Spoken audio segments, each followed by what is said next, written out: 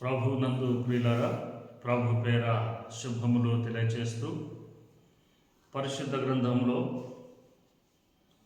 పౌలు కొరింథీయులకు రాసిన మొదటి పత్రిక 15వ అధ్యాయము 58వ వచనంలో ఇలాగున జ్ఞాపకం చేస్తూ ఉన్నాడు.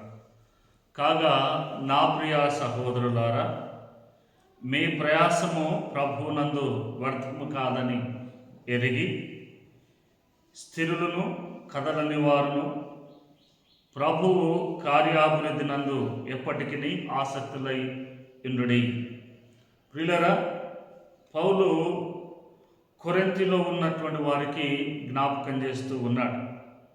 ఎందుకంటే కొరింథీలో ఉన్నటువంటి విశ్వాసులు రకరకాలైన భావములు కలిగి అనేక విభజనలతో కూడిన మనస్తత్వము కలిగినటువంటి వారు.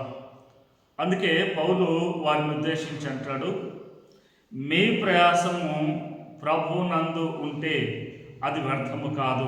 కాబట్టి మీరు స్థిరముగా ఉండండి, అది ఎప్పటికీ వ్యర్థము కాదు. కనుక స్థిరముగా ఉండి ప్రభు కార్యముల యందు ఆసక్తి కలిగి ఉండండి.